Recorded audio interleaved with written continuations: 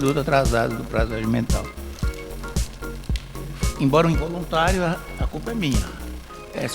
O trânsito é grande, mas eu também não sabia que tinha esse greve dos cegonheiros contra a Fiat e que iam travar alguns pontos estratégicos da cidade. Mas, paciência. Pedindo a Deus que nos ajude e ilumine para que possamos prestar ao povo de Pernambuco uma boa justiça. Eu declaro aberta e instalada a 7ª sessão ordinária da 3ª Câmara de Direito Público do Tribunal de Justiça de Pernambuco no ano 2015. Eu indago a Vossa Excelência se a ata da sessão anterior precisa de algum reparo, de algum ajuste. E não havendo nenhuma manifestação em contrário, eu declaro a mesma aprovada e estou rubricando-a para assinar a última folha e entregar às mãos da senhora secretária. Se hoje nós temos 2 pedidos de preferência, um dos quais com sustentação oral. É o processo número 57 da pauta, e é ele que eu irei fazer a primeira chamada. 57 da pauta. Trata-se da apelação em reexame necessário 28, 39 e 86, dígito 5, que está aqui no 2º grau de setembro de 2012, é oriunda da 4ª Vara da Fazenda Pública da Capital. O autor, Ródia Nordeste S.A., advogada Catarina Cavalcante de Carvalho da Fonte e outros, e também é autor do Estado de Pernambuco, a procuradora Maria Cristina Tavares de Lira e outros, réu nas mesmas partes, os mesmos procuradores, porque apenas modificando a posição do polo do processo. O procurador que oficiou foi o doutor Francisco Salles de Albuquerque, a relatoria do desembargador Alfredo Sérgio Magalhães Jambo e a revisão. Eu passo a palavra ao eminente relator, lembrando que há pedido de sustentação oral. Bom dia para todos. Eu confirmo que o feito de número 57 da pauta tem o número 283986-5, apelantes Ródia Nordeste S.A. e outro. Apelado Estado de Pernambuco e outro.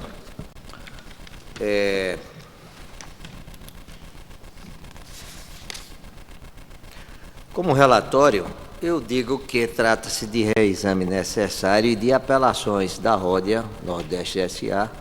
e do Estado de Pernambuco, em face de sentença proferida em ação ordinária que julgou parcialmente procedentes os pedidos autorais no sentido de determinar a restituição em favor do primeiro apelante dos valores atinentes ao ICMS, recolhido em relação às mercadorias importadas para compor o ativo fixo da sociedade empresária Supra. Em suas razões recursais, a primeira apelante, Ródia Nordeste S.A., entende que se equivocou o magistrado sentenciante ao considerar que os bens que compunham os custos indiretos de fabricação entregariam a mercadoria e, se comercializada por estabelecimento importador e, consequentemente, seriam de posterior circulação no mercado, razão pela qual seriam bens destinados ao uso do estabelecimento, sobre os quais não incidiria o ICMS.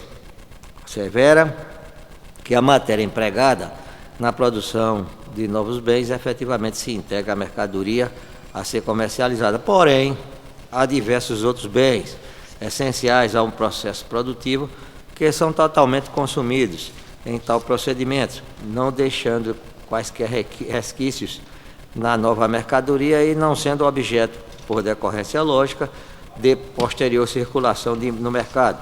Pede ainda a redução da verba honorária arbitrada em R$ 950.647,92, eis que pagará valor ainda maior do que irá receber quando o Estado de Pernambuco for imposta a quantia de R$ 79.703,68.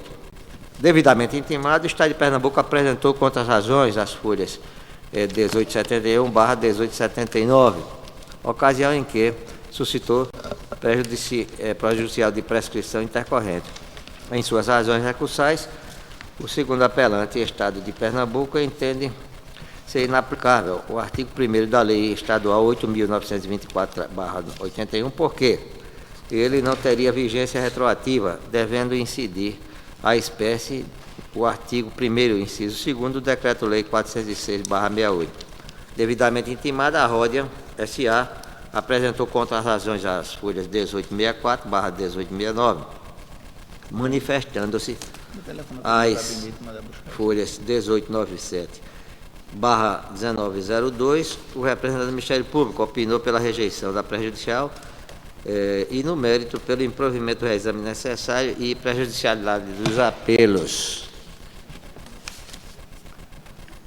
É o que cumpre relatar, senhor presidente, eminente colega.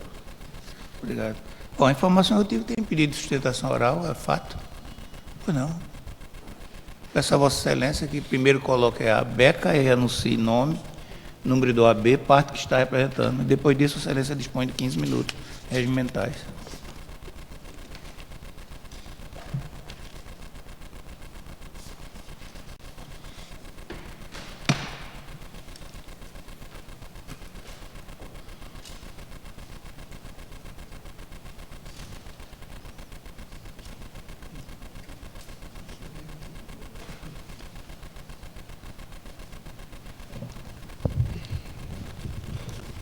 Me chamo André Suassuna de Andrade Lima, OAB PE 34941, represento a Ródia Nordeste S.A. Primeiramente, desembargador presidente Luiz Carlos Figueiredo, revisor dessa apelação, desembargador relator Alfredo Magalhães Jambo, desembargador vogal em exercício José Viano Luiz Filho, representante do Ministério Público e demais presentes nessa tribuna, bom dia a todos. Essa ação foi proposta em 1983, visando a restituição do então ICM, indevidamente recolhido sobre mercadorias importadas para comprar o ativo fixo e o ativo circulante da empresa apelante. À época, o Supremo Tribunal Federal entendia que o ICM não incidia sobre bens de capital. Inclusive, esse entendimento foi sumulado em 15 de 12 de 1976, sendo o teor da súmula: o imposto de circulação de mercadorias não incide sobre a importação de bens de capital. Há um julgado peculiar da Suprema Corte, que ele define bens de capital como as máquinas e aparelhos, bem como suas peças, acessórios e sobressalentes. Ao mais, a Suprema Corte entendia que os bens, por não serem destinados à revenda e serem aplicados no uso interno da empresa, não deveriam ser tributados com esse imposto. Posteriormente, em 1981, os estados firmaram um convênio de número 16, consolidando justamente essa jurisprudência no sentido de que não caberia a incidência do imposto na importação de bens destinados ao uso do importador e ao ativo fixo da empresa. Aqui, no âmbito do Estado de Pernambuco, isso deu ensejo à Lei 8.924, também de 1981, em que pese o Estado de Pernambuco ressaltar que seria posterior aos fatos geradores, além dela trazer um regime mais benéfico ao contribuinte, o importante é que, já em 1975, o Supremo tinha uma posição consolidada pela não incidência do tributo. Nos autos de origem, em 2007, foi realizada uma perícia técnica, e a conclusão do expert foi a seguinte: parte dos bens foi destinada, indubitavelmente, ao ativo fixo da empresa. Outra parte foi destinada ao que ele classificou como custos indiretos de produção. Na palavra do perito, eu abro aspas para ele: os insumos classificados como custos indiretos de fabricação, bem como depreciação das máquinas e equipamentos, são atribuídos aos produtos de forma indireta. Eles não se transformam em produtos, fazem parte do processo produtivo, mas não são identificáveis com nenhum produto. Apenas por uma questão de determinação do custo total, são atribuídos aos produtos finais. Isso está na folha 1664 do laudo pericial. Então, o indireto é aquele custo que não pode ser atribuído de uma forma, logicamente, direta ao produto final. Ele não tem nenhuma relação com o produto final da empresa. Ele não é matéria-prima, ele é justamente um custo geral da produção. São alguns exemplos. Peças de reposição. Um exemplo clássico da doutrina econômica, no caso, um lubrificante que é utilizado para ser aplicado na máquina que faz parte da produção da empresa. Pois bem, o magistrado de piso com a devida vênia à sentença prolatada, entendeu que só deveria ser considerado como hipótese de não incidência os bens destinados a compor o ativo fixo da empresa, desconsiderando os custos indiretos de produção. Entretanto, na nossa leitura, não tem sustentação esse entendimento nos próprios autos e no próprio laudo pericial que foi acolhido pelo juiz, ainda que parcialmente. E isso, eu pontuo que o perito ele não é um operador do direito.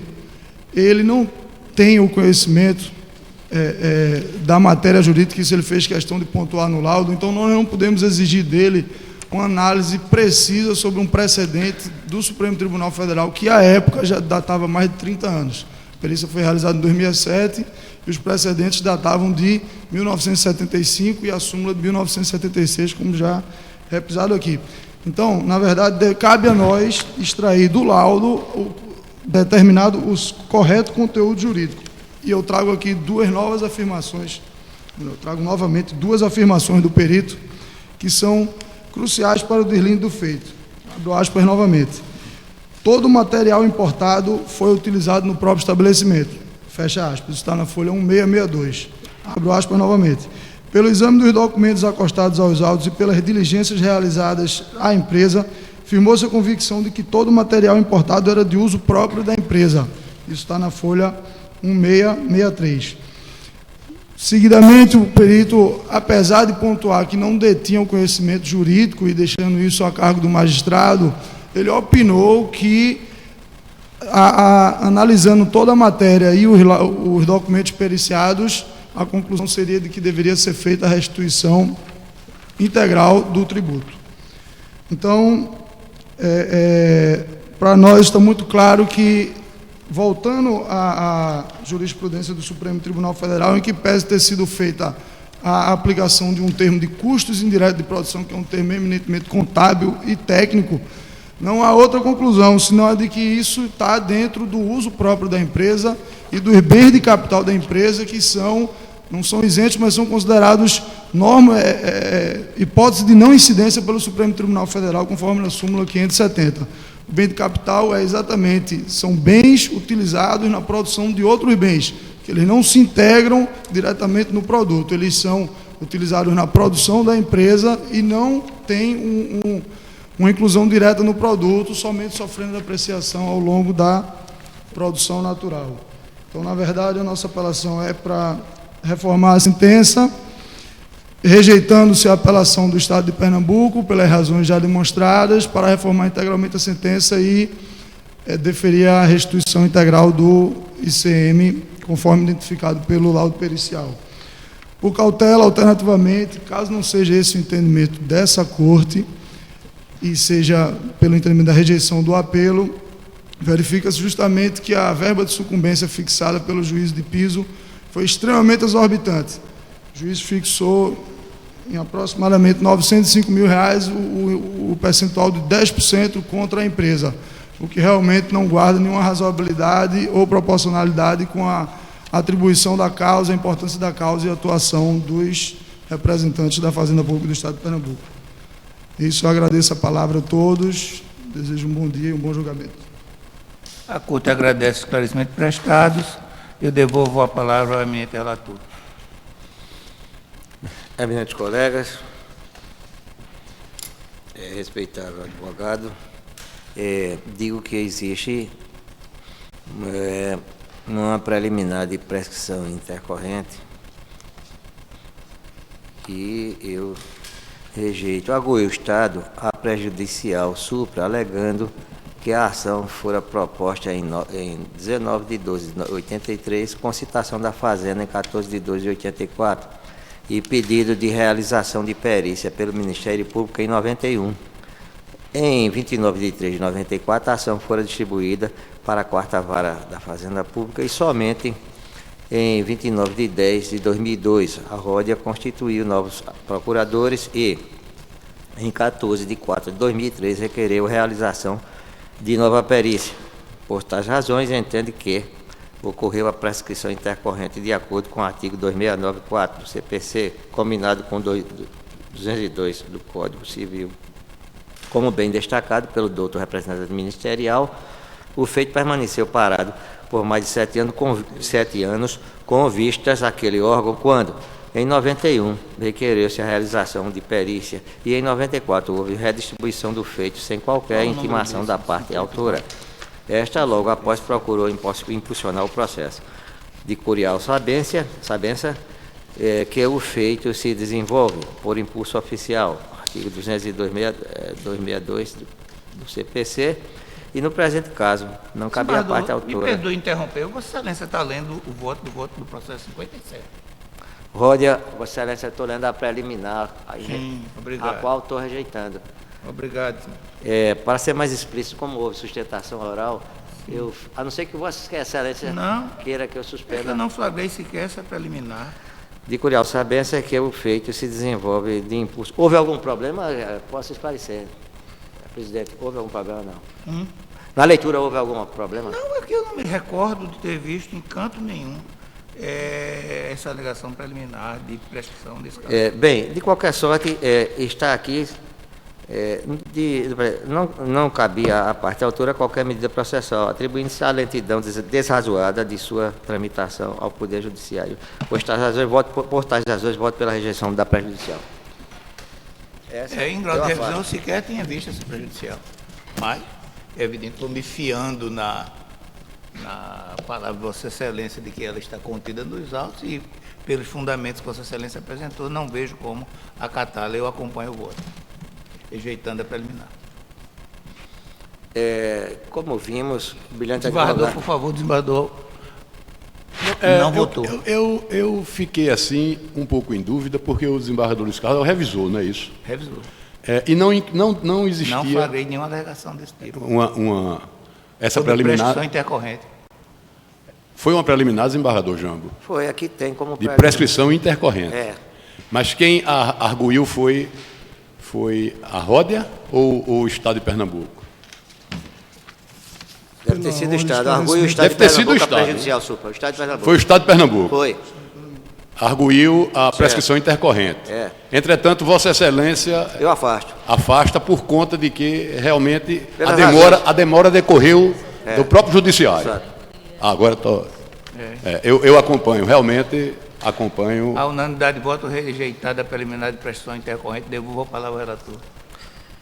Como vimos aqui, o desenvolvimento da sustentação oral feito pelo brilhante advogado, ela tem um núcleo de discussão que é justamente aquilo que nós vimos, se faz parte do capital, e também falando, o advogado falou em desgaste do maquinário, quando é usado outros elementos, outros materiais, etc. Mas eu vou fazer o voto vou ler o voto já como na sua íntegra. Poderia ler a emenda. Cinge-se o objeto recursal à incidência ou não de ICMS em relação às mercadorias importadas para compor o ativo fixo da sociedade empresarial ou empresária. Para o deslinde do mérito recursal, deve-se analisar o regime jurídico aplicável às operações de importação de mercadorias subjúdice ocorridas, aí tem as datas, entre 3 de 8 de 77 e 30 de 10 de 80. Analisando o laudo pericial contábil, acostado às folhas 1654 e 1777, verifico que o senhor perito considerou não só a legislação estadual e federal aplicável ao caso, como também fez uso de notas fiscais emitidas pela Ródia, de normas contábeis sobre a classificação dos elementos que compõem o processo produtivo, mas sem representar matéria-prima, CIFs, custos indiretos de fabricação. Ao final, foram apresentadas duas possibilidades em razão do aparente conflito entre as legislações. Em primeiro, o crédito de ICMS baseado na legislação estadual, Decreto 7269 e Lei 8.424/81, com juros de mora, entre parênteses 46.073,44 ou sem juros de mora 33.630,25, totalizando 70.000 79.703,68. Segundo, o crédito de ICMS baseado na legislação federal. A primeira que eu disse foi a legislação estadual. A segunda, baseada na legislação federal, decreto 406/68, lei complementar 2475 e convênio número 16/81, com juros de mora, entre parênteses, 1.240.906,37. Ou sem juros de mora, 905.577,08, totalizando 2.146.677,44. Bem,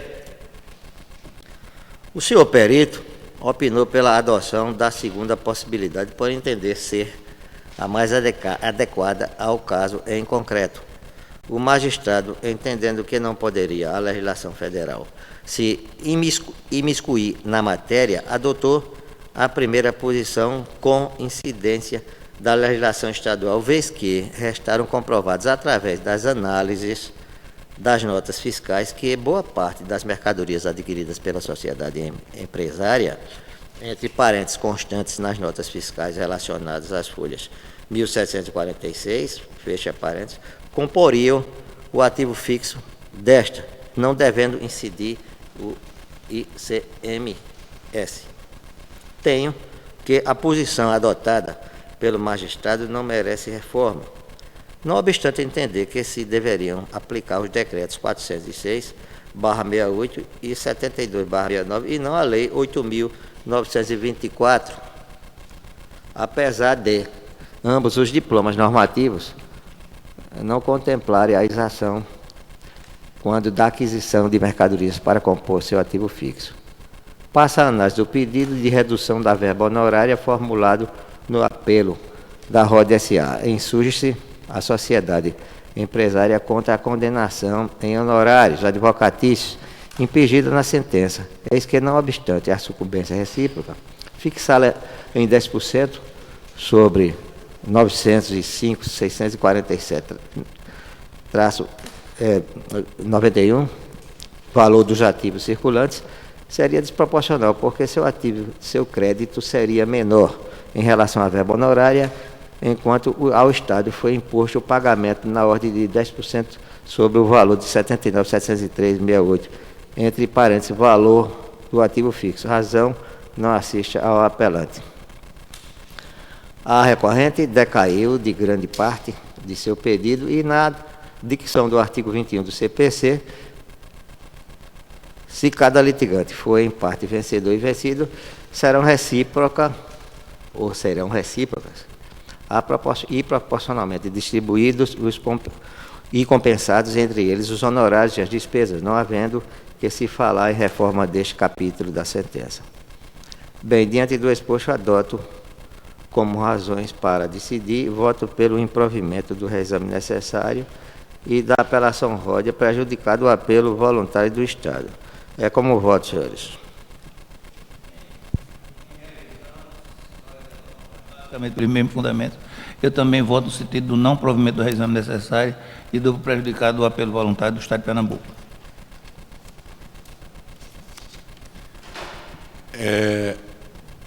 Posso me pronunciar, desembargador? Claro que sim. Eu ouvi atentamente a questão que foi colocada. Antes de tecer qualquer comentário, eu gostaria de parabenizar o bacharel André Suassuna, que foi meu aluno na Universidade Católica. Talvez essa tenha sido a sua primeira sustentação oral e que realmente se saiu muito bem, doutor André. Realmente continue com essa diligência. O interessante é que eu recebi o projeto de voto e também o bacharel deixou um arrazoado nos gabinetes. Não sei se Vossas Excelências tiveram a oportunidade de ler. Realmente, essa foi uma questão que suscitou um debate muito intenso sob a égide ainda da Constituição de 67, com a emenda, com a redação dada pela emenda número 1 de 69, que tratava do ICM. Naquela época, a norma infraconstitucional que regia o ICMS era o Decreto-Lei 406, que, apesar de ser um decreto-lei, né, foi recepcionado como uma lei complementar, porque tratava, né, das normas gerais sobre o ICMS. E eu me recordo que, naquela ocasião, a polêmica suscitava era no sentido de que as importações realizadas de bens de capital e do ativo fixo, segundo o decreto-lei, eram tributadas. Incidiu o ICMS. Entretanto, a jurisprudência entendia que não havia, tecnicamente, circulação de mercadorias. Era uma hipótese de não incidência. Veja, estamos diante aí de não é imunidade e não é isenção. Era uma hipótese de não incidência. Não havia, não é, a realização da hipótese de incidência, uma vez que entendia a jurisprudência que, na verdade, inexistia operação relativa à circulação de mercadoria, porque era importação para o ativo fixo. Com a Constituição de 88, esse debate ficou superado. Realmente, hoje não se discute mais. Incide o ICMS por força da própria previsão constitucional. Não é? Mas, na época, havia essa discussão. E, nos debates tribunalícios, prevaleceu o posicionamento da não incidência do ICM, na época, nessas hipóteses de importação de bens para o ativo fixo, ativo permanente, ou para uso da empresa. Pelo que eu pude apreender, me parece que a controvérsia é uma controvérsia parcial. Me parece que a sentença reconhece a não incidência. A sentença do juiz da 4ª Vara da Fazenda, ele reconhece a não incidência. Mas me parece que ficou de fora produtos que foram importados para uso da empresa. Não eram máquinas, não integravam o ativo fixo. Mas me parece que era ativo permanente. Não é? Me parece que nessa questão, o que ficou de fora e que se entendeu que deveria incidir foram produtos utilizados pela empresa que se agregaram ao ativo fixo que tinha sido importado. Naquela época, eu me recordo que, após essa enxurrada de decisões do Poder Judiciário, o próprio Poder Executivo se convenceu de que realmente não poderia continuar cobrando o ICM, e isso foi objeto de um convênio entre os estados. E esse convênio foi introduzido na legislação interna do estado de Pernambuco, onde se acatou praticamente uma súmula, que já, inclusive, foi sumulado pelo Supremo, isso dizendo que não incidia o ICMS sobre a importação de bens de capital. Me parece que a súmula é nesse sentido. Dessa forma, quando foi elaborado o convênio, se falava em bens de capital, do ativo fixo, né, que praticamente é sinônimo, e bens para o uso. E, na verdade, pelo que eu pude observar, esse bem para o uso não deveria, né, constar como incidente do ICMS. Me parece que a questão é essa.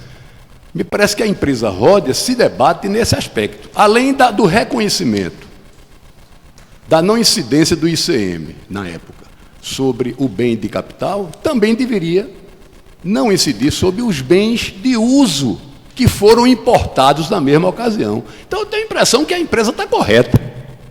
Realmente, nesse aspecto, não se pode cindir o raciocínio. Não se pode dizer, não, sobre os bens do ativo fixo não incide, mas os bens de uso, que também foram importados, vai incidir. Fica uma coisa meio contraditória. O convênio, ele é explícito, quando ele, além de mencionar o bem do ativo fixo, também fala em bem de uso.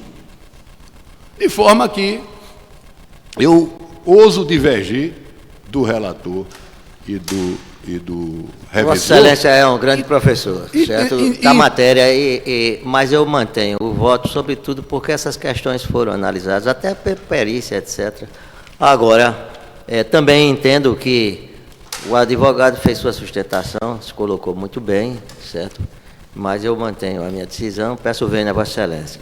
Pois não, eu realmente, a colocação que faço é em cima dos elementos que me foram apresentados, tanto com o relatório de Vossa Excelência, quanto com relação aos arrazoados que eu recebi.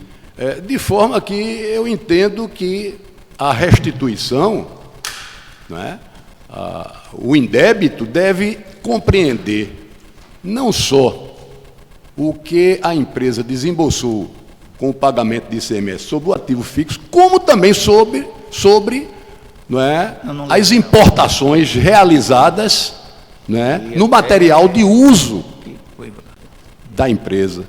Né? Então, dessa forma, eu divijo no sentido de acolher o apelo da empresa. Senhores, eu confesso que, inobstante ser o revisor, ter tido acesso aos autos, me deixou com uma margem de dúvida a argumentação do desembargador Viana Ulisses. Até onde me recordo do caso, que é tanto processo na mão, essa história da gente receber essa produção industrial de quase 300 processos por mês inviabiliza que a gente faça uma análise mais percussiente de todos os casos. Mas até onde eu me lembro, a perícia destaca que nenhuma coisa nem outra ocorre em determinados bens trazidos. Mas para que não cometam uma injustiça, eu não tenho nenhum problema, eu peço vista, não preciso de nota taquigráfica. Se chegar o material na minha sala, no meu gabinete ainda hoje, eu trago na próxima semana. Me sentirei mais confortável em votar com mais segurança. Certo? Então, após o voto do relator e do revisor, negando provimento ao reexame necessário e prejudicado o apelo do Estado, e o voto divergente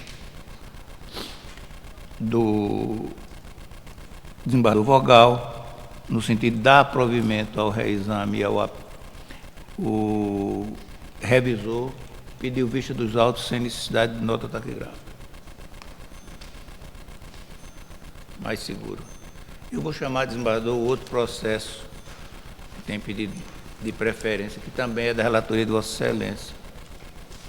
É o 15, parece-me.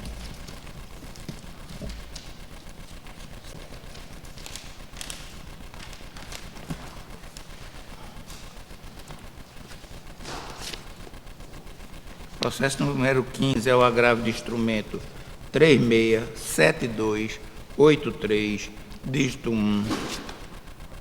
Está aqui desde dezembro de 14, vindo da segunda vara de Surubim. O agravante é a Câmara de Vereadores do município de Casinhas, Pernambuco. O advogado é Vanessa Chaves Saad e outros. O agravado é Maria de Fátima Lima de Santana e outros. O advogado de todos é Fredson Rodrigues dos Santos.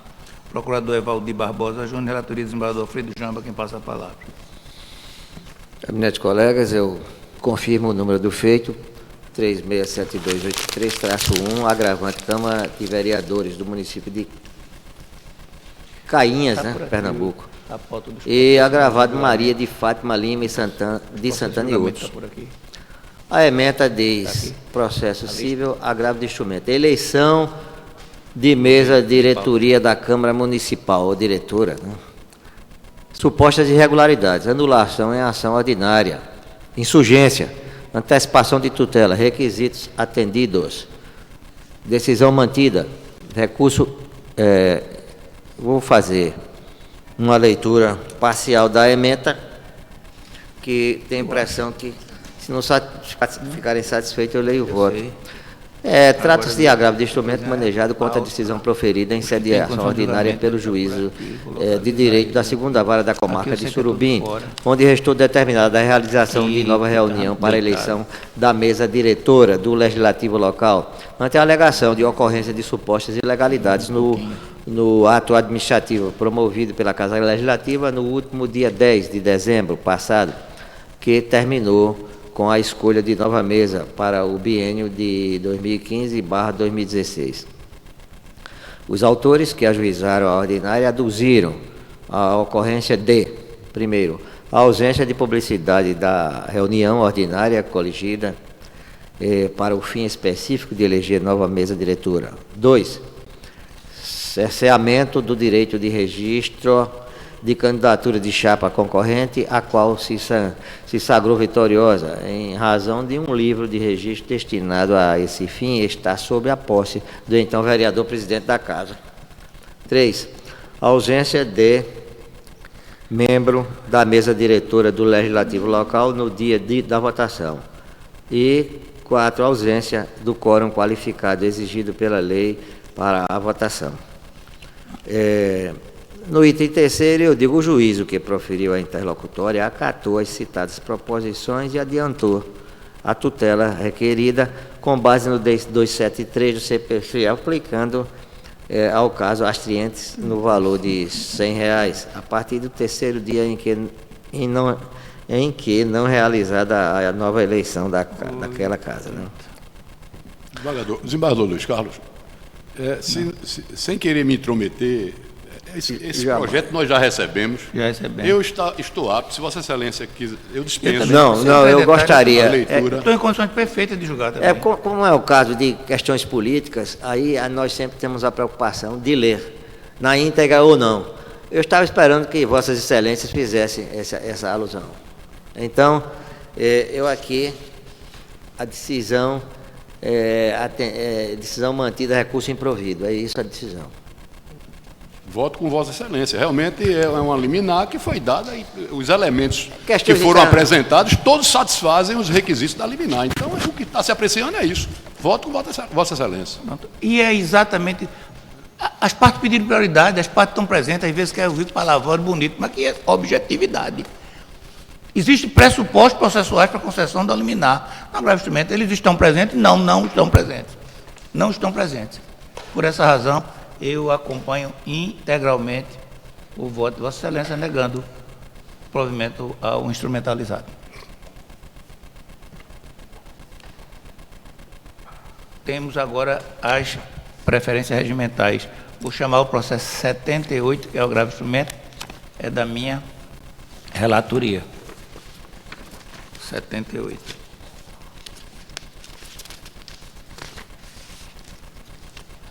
Vou tentar também abreviar, porque Vossas Excelências receberam proposta do acordo, né? 78 é o agravo instrumento 318100, dígito 6. Está aqui desde outubro de 2010, vem da primeira vara civil de Olinda. O agravante é Rivaldo Santos da Rocha. Seu advogado é Rivaldo Nunes de Alencar Barros Neto. Rivadávia Nunes de Alencar Barros Neto. O agravado é o Instituto Nacional de Seguro Social, INSS. O procurador é Adriana Gondim Miquiles. E o procurador também, Paulo Roberto de Lima, pelo Ministério Público, procurador Ivan Wilson Porto, da minha relatoria. É o número 78.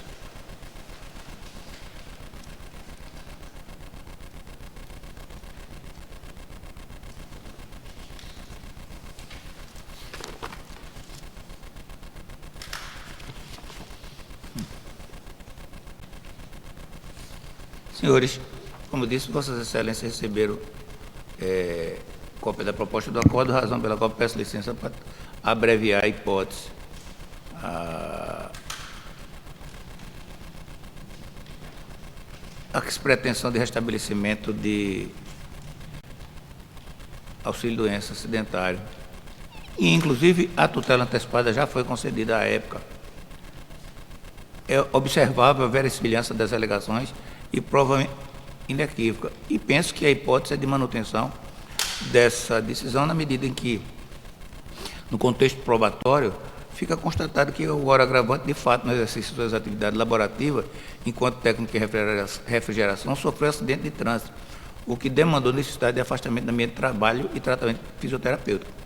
Vê-se também que, por esse alongado período, sem melhoria de sintoma, constatou-se a incapacidade dele para o exercício de suas funções e incapaz para o trabalho, em decorrência dessa mesma patologia que permanece incapacitado. Os documentos que foram trazidos aos autos pelo autor agravante, eu cito até o nome do médico e seu CRM, fazem referência ao fato do agravante apresentar doença crônica incapacitante para o trabalho permanente. E, basicamente, por essas razões, acho que ficou demonstrado, embora aqui a palavra agravada era agravante, com laudos, com documentos, e, por essa razão, é o único meio de subsistência dele, eu dou provimento ao agravo instrumento. Eu voto com Vossa Excelência. Eu acompanho. A unanimidade de votos, dado provimento ao agravo instrumento, temos o voto do relator. Senhores, o próximo pedido de pela preferência regimental é o número 77 da relatoria do desembargador Viana Ulisses. É o 3672622, está aqui desde dezembro de 14, vem da Sexta da Fazenda Pública, o agravante é Paulo César Mendes, advogado Elizabeth de Carvalho Outro, é agravado do Estado de Pernambuco e FUNAP, procurador Tiago Arraes de Alencar Noronha, relatoria desembargador Viana Ulisses, quem passa a palavra. Qual é o número, desembargador, por obséquio? É o 77, é o 367262, dígito 2.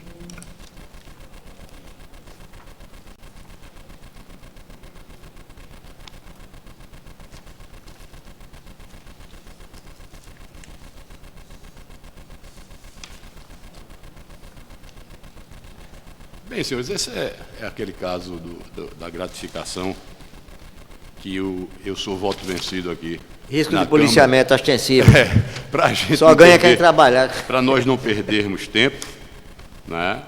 O meu voto é no sentido de que a gratificação do risco de policiamento ostensivo não tem o caráter geral, o caráter próprio elaborem. Logo, não é devido a inativos e pensionistas. Razão pela qual eu nego provimento ao recurso. Excelência, Vossa Excelência já sabe a posição aqui da Corte.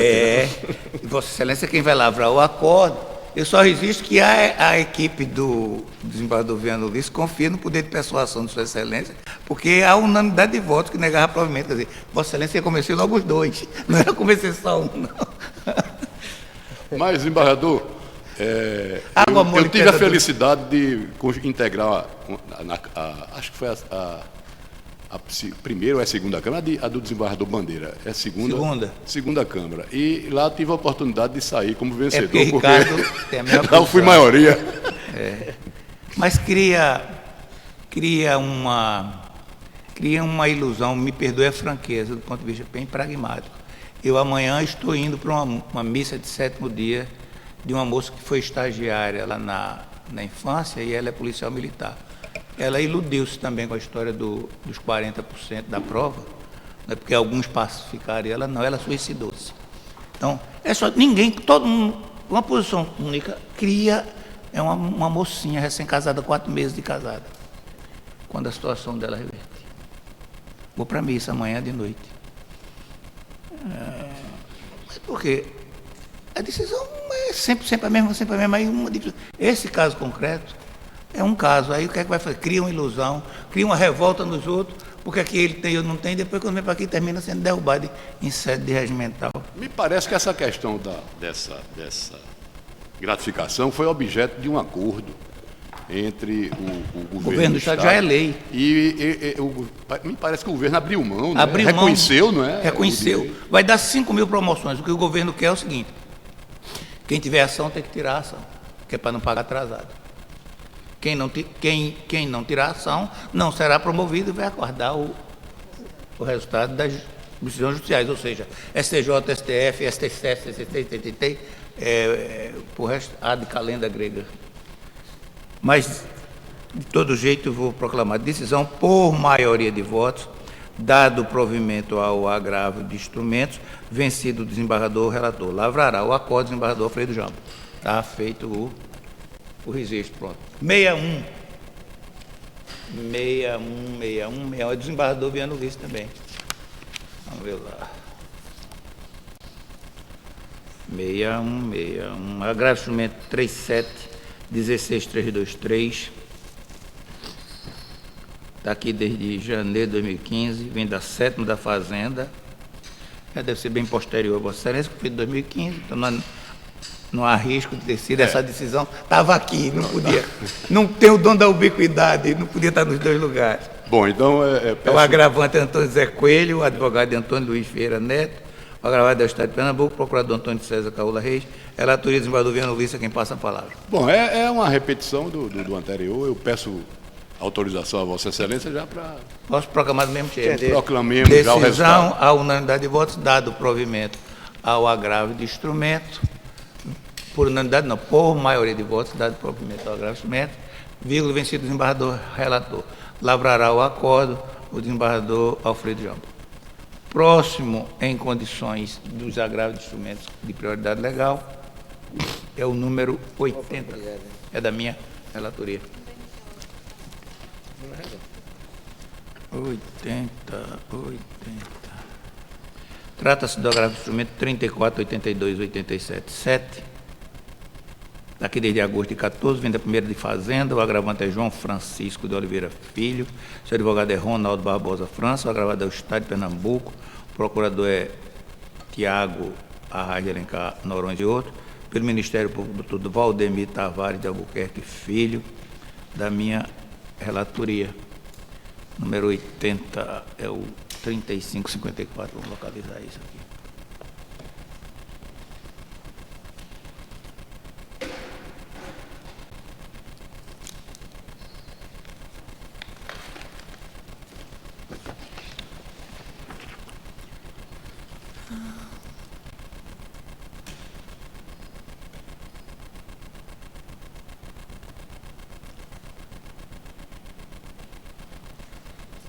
Isso é uma questão simplesmente processual. Da regra do CPC tem que ser do prefeito mesmo, as circunstâncias todas eu já apresento no corpo do acordo, e é por isso que dou provimento. Se Vossa Excelência quiser abreviar, eu já concordo aqui plenamente com o provimento. Por gentileza, desembargador Viana, diga a questão, a polêmica. É simplesmente em quais os efeitos do recebimento. E a norma legal é clara, tem que ser em efeito duplo. Por isso estou dando provimento ao agravo de instrumento. Decisão unanimidade de votos, dado provimento ao agravo de instrumento, nos termos do voto do relator. Último agravo de instrumento também é da minha relatoria, eu vou chamar. Eu não gastei nem muito latim nesse que saiu aqui, o anterior. Mas foi de uma folha, vou até o 81.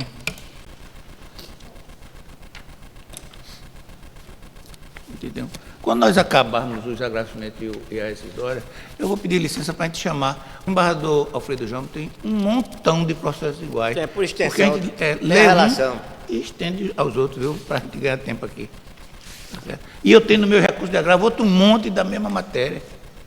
Agora é o 81. Se não objetivar isso, a gente não sai daqui. Nunca julgo que precisa. O agravo de instrumento 35.54.36.1, daqui desde setembro de 14, vem da 8ª da Fazenda. O agravante é o Estado de Pernambuco, procurador Edgar Muri Fernandes Neto e outro. Aí é agravada Cláudia Viviane da Silva, advogada Zé Fester Júnior e outro. A procuradora é nova, deve ter sido nomeada Ana Queiroz Santos. Ninguém conhece. E esse nome aqui, com esse nome aqui, eu quebrava todos os meus paradigmas de resistência e viria votar para desembargador. Para isso eu vinha. Sem lista tríplice, era só um voto. Relatoria Oscar Figueiredo. 81.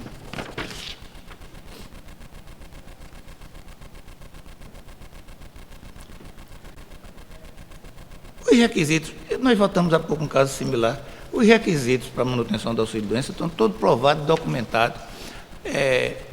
Nós vivemos uns dias de glória nas varas que julgava a Previdência, com a doutora Janine e tal. Quando você tem aqui uma coisa ou outra no cálculo de juros e tal, mas agora tem que ser uma teimosia tão grande que dá dó. Nesses casos, não devia estar dizendo isso aí, não, mas eu digo. Né? Então, o laudo público tem presunção juris tanto, mas é juris tanto. O cara traz toda a documentação, toda a prova, e é como se fosse sacrossanto posição do INSS. Não, ele tem presunção juris tanto, ele está bem fundamentado, bem detalhado. Se ele não é contraditado por um laudo posterior com grau de detalhe, ele deve, em igualdade de condições, ele deve prevalecer, mas não é o caso, mais uma vez. Né? E é por essa razão que eu dou provimento ao agravo de instrumento particular. Em discussão. Colho o voto.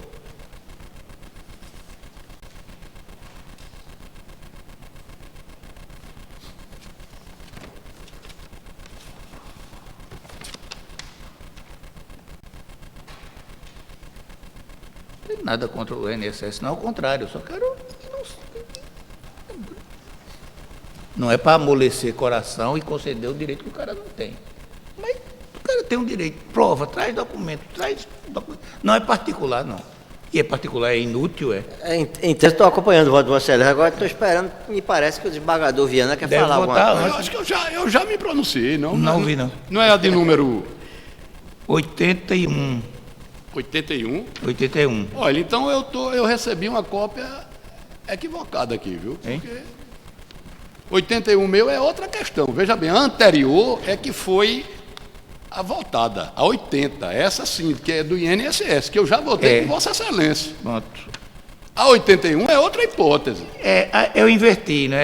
A 81 é que é de... Não é isso? É 80. É por isso que eu fiquei aqui Não, calado. é o 80. 81 já está 80 já tinha votado com Vossa Excelência. Então estamos a acordo. Acompanhei. Decisão unanimidade de votos, dado provimento ao agravo de instrumento, termo de voto do relator.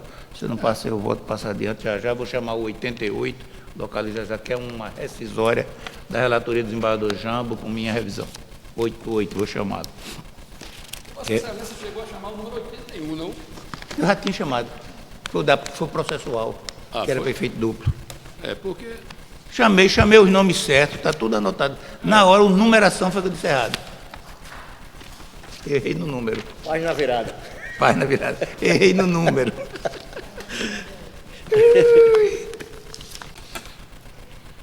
88. É uma ação rescisória 2169544. Está aqui desde 2010. Vem da Vara Única de Sairé. O autor é Valdomiro Marinho de Araújo. Defensora pública é Ana Cristina Silva Pereira. O réu é o Ministério Público de Pernambuco. O relator é o desembargador Alfredo Sérgio Magalhães Jambo.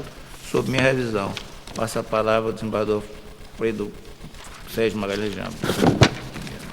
Qual o número, por obséquio? É 88, agora está certo. 30? 88. 88. 88.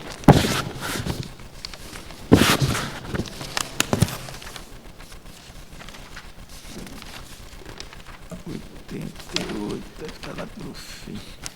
Eminentes colegas, eu confirmo o número, pauta 88, o número do feito 216954-4. Autor Valdomiro Marinho de Araújo. Réu, Ministério Público de Pernambuco. Emenda administrativa, processo civil, ação de improbidade e independência de instâncias. Absolvição na esfera criminal que não tem influência na via administrativa, rediscussão da matéria em sede de rescisória, impossibilidade e improcedência. Bem, de plano, averbo que a apresentação rescisória é tempestiva, conforme pode depreender do exame de folha 187, certidão de trânsito em julgado, e do protocolo estampado. As folhas 2, obedecendo o prazo decadencial de 2 anos para ajuizamento da ação. Pois bem,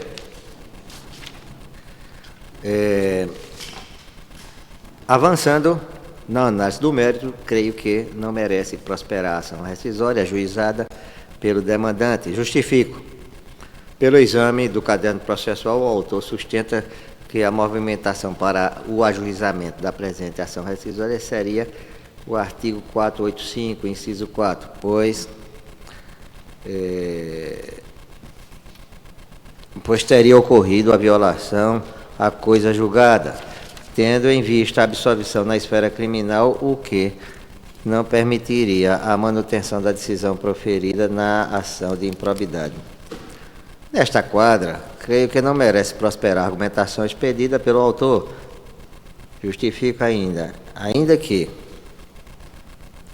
tenha sido absolvido na esfera criminal por conta da fragilidade ou insuficiência das provas, tal conclusão não tem o condão de influenciar no julgamento da ação de improbidade, em virtude da existência da independência e autonomia entre as instâncias. Ora, é concebido que determinada conduta pode ser classificada como ilícito penal, administrativo e civil, mas a condenação ocorrer em apenas uma das esferas. É fato que, na hipótese da sentença criminal, se dá pela absolvição por inexistência do fato em negativa de autoria, irá influenciar na esfera administrativa, o que não ocorreu no caso em tela, no qual existiu uma absolvição apenas por ausência de prova. Por oportuno, apenas a título de ilustração, confira-se Código Civil, artigo 935. A responsabilidade civil é independente da criminal, não se podendo questionar mais sobre a existência do fato ou sobre quem seja o seu autor, quando estas questões se acharem decididas no juízo criminal. Lei 8.112/90, artigo 125. As sanções civis, penais e administrativas poderão acumular-se, sendo independentes entre si, artigo 126. A responsabilidade administrativa do servidor será afastada no caso de absolvição criminal que negue a existência do fato ou sua autoria. Código de Processo Penal, artigo 66. Não obstante a sentença absolutória do juízo criminal, a ação civil poderá ser proposta quando não tiver sido categoricamente reconhecida a inexistência material do fato. O artigo 67. Não impedirão igualmente a propositura da ação civil o despacho de arquivamento do inquérito ou das peças de informação. Segundo, a decisão pode julgar extinta a punibilidade. Terceiro, a sentença absolutória que decidir que o fato imputado não constitui crime. Tem algumas jurisprudências aqui que eu peço permissão para não fazer a leitura. Eu dou ação rescisória como improcedente. Se vossas excelências quiserem, eu leio o voto na sua íntegra. Eu não preciso, não. Não. É matéria tranquila. E só que ganhou tempo, ganhou. Naquele 2010, a gente tem 15. Mas o meu voto é no mesmo sentido, pela não procedência da rescisória. O voto de Vossa Excelência é bastante judicioso. Nenhuma reparação. É elucidativo, técnico. Decisão unanimidade de votos. Julgou-se pela não procedência da ação rescisória por não configurar a hipótese ensejadora do 485.5 do Código de Processo Civil, nos termos do voto do relator. O meu voto é acompanhando, deixa aí. Não vou chamar aqueles processos do desembargador Jambo, e depois a gente dá uma pausazinha, porque a gente pelo menos tira esses. Vou chamar pela ordem aqui, viu?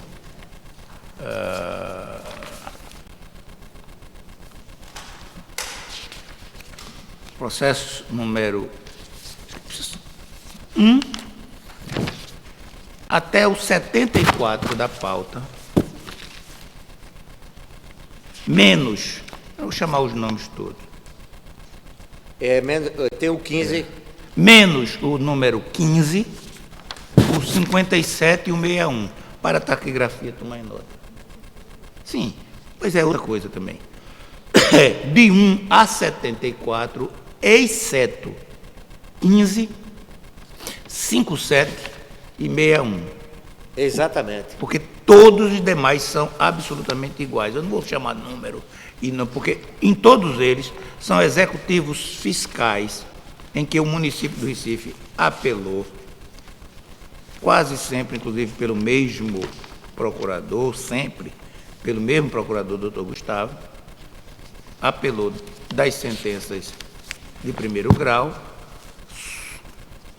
Os fundamentos da sentença foram os mesmos e o fundamento da proposta de voto do desembargador Alfredo Jamba é o mesmo, portanto, todos eles estão chamados de 1 a 74, exclusive 15, 57 e 61, e vou chamar para ser lido um único, logo o número 1, e os demais a decisão será, se não houver oposição, automaticamente estendida. Tá certo? Então, o número 1 é o 35, 5812, dígito 1, é uma apelação que entrou aqui em outubro. Isso é fruto daquelas 300 mil processos que foram extintos na vara de fazenda. Aqui, tá tudo bem. Vem da primeira vara dos executivos fiscais, o apelante, nesse caso aqui, é o município do Recife, procurador Gustavo José Reis Carvalho, e o apelado é Centro-Sul Limitada. A relatoria do desembargador Alfredo Jamba passa a palavra ao mesmo. Vossa Excelência, inclusive, pode abreviar. Aqui é um caso já de forma corrente. É reiterado. É direito tributário, apelação civil, execução fiscal e IPTU, ação materializada aproximadamente 7 anos depois da constituição do crédito. É direito fulminado pelo Instituto da Prescrição, apelo não provido. É este que se estende. A unanimidade de votos, negado o provimento à apelação, ficando essa decisão estendida aos processos de 2 agora, né, a 74, exclusivos de número 15, 57 e 61 da pauta. Senhores, vamos dar uns 10 minutinhos de pausa, para tentar, inclusive, aqui organizar melhor. Uma pausa musical.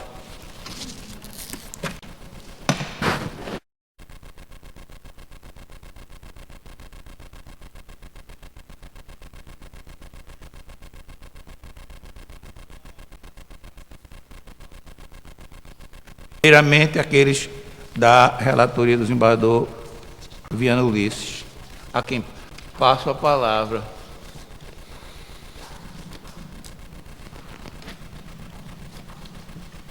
Desembargador, acho que Vossa Excelência e o desembargador Jamba devem ter recebido as propostas, né, os projetos. São só 13 processos. Eu recebi, e inclusive, desembargador Viana, me parece que tem alguns casos aí que merece extensão, certo? Pode ser. Viu? Pode ser, sem dúvida. É isso, desembargador, são esses 13, é isso. 9 recursos de agravo e 4, ou tem mais?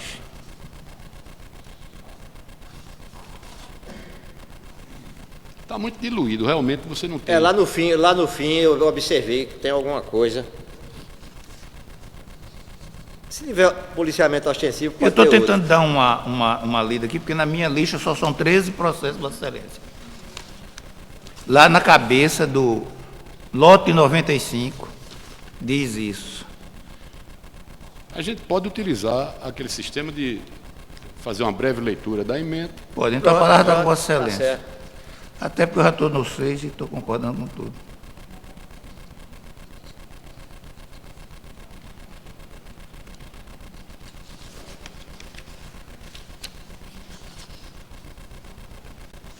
Fornecimento de energia ainda, vários.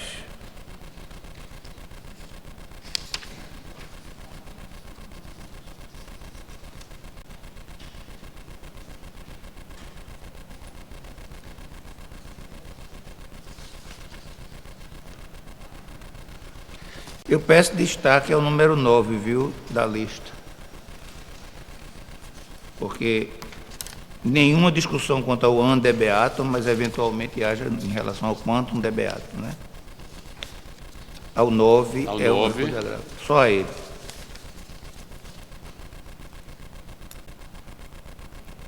Fora o 9, mais alguns, desembargador? Fora todos os agravos, eu concordo, e todos os embargos de declaração também não há. A matéria está exposta, quem não gostou recorre, não é decidido.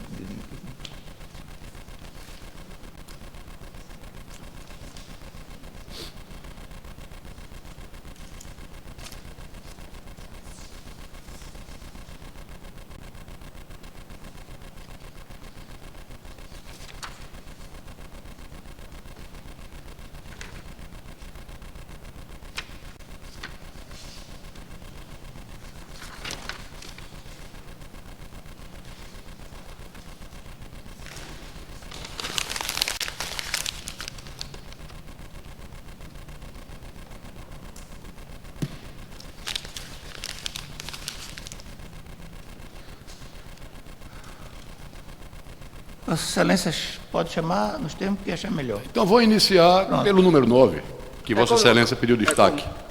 É como Vossa Excelência disse, faz um sumário, certo? Da forma inteligente que sempre Vossa Excelência faz, certo? Que a gente verifica isso. Bom, então vou iniciar pelo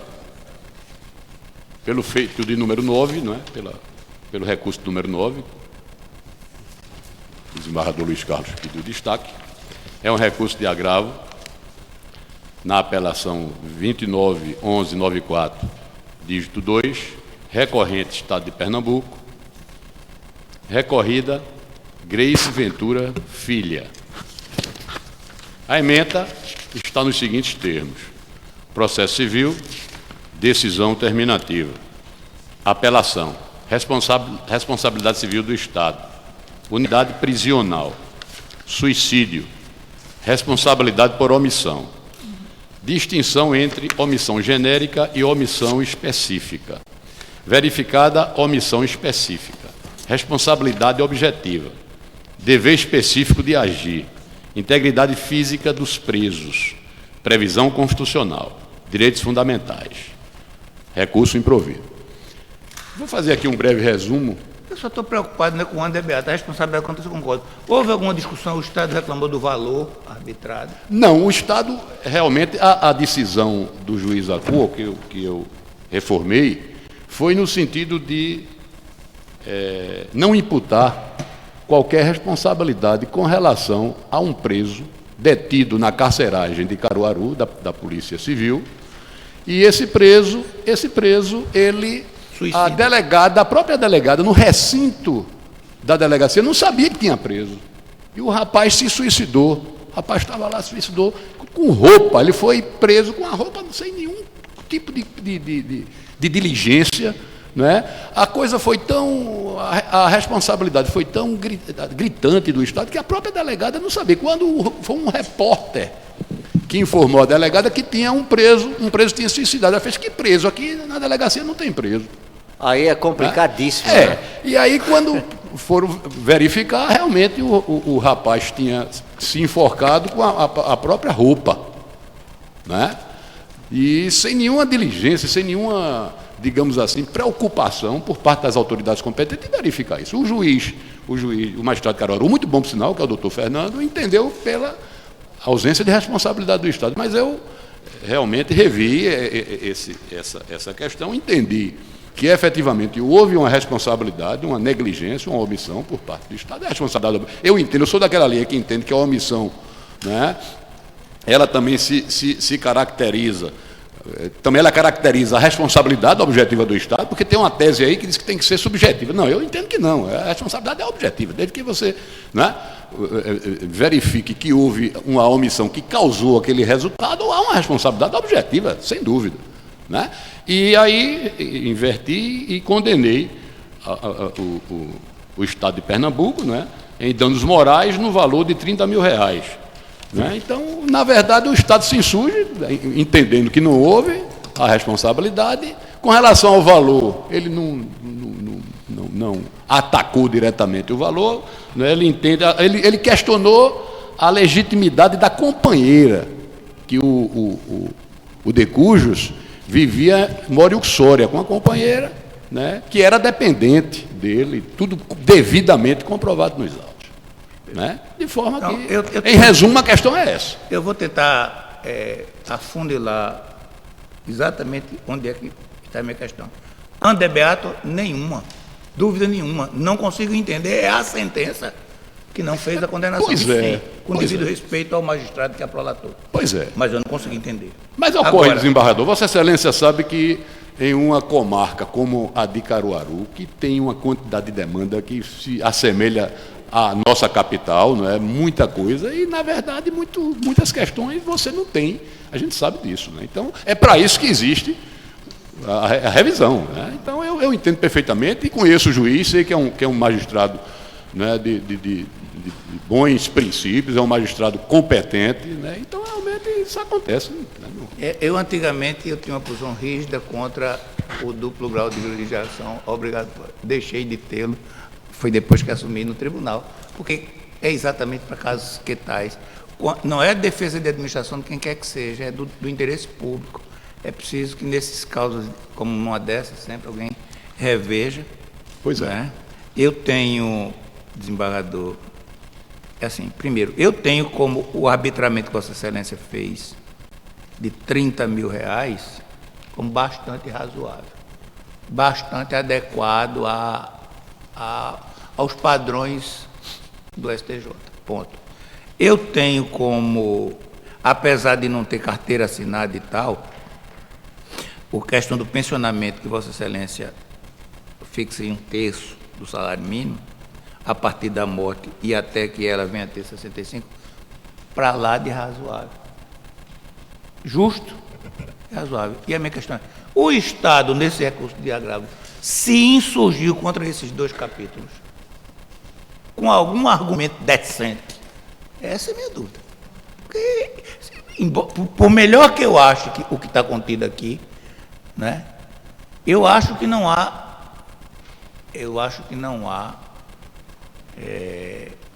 o caso concreto, eu acho que fica estranho porque está gravando. Porque não tem a história de princípio da não surpresa, não.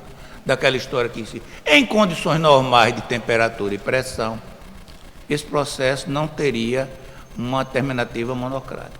Mais ainda reformando a decisão de primeiro grau. Me parece, é uma opinião pessoal, respeitando a posição em contrário, que como o leito natural é o colegiado, ele deveria ter sido julgado originalmente aqui, e não pela via terminativa monocrática, em especial porque alterou a decisão de primeiro grau. Por mais que eu endosse tudo que esteja aqui, acho que, do ponto de vista formal, seria melhor posto que assim acontecesse. Depois, aí diz assim, em recurso de agravo, nós, do grupo de Câmara, liberamos por unanimidade que houvesse sustentação oral. Mesmo quando eliminamos uma série de sustentações orais no final do ano para vigir, a partir do dia 2 de fevereiro, nós excepcionamos a situação do recurso de agravo a pretexto de que, se viesse ao leito natural, que é o colegiado, a parte teria direito à sustentação oral. Então, no recurso de agravo também eu teria.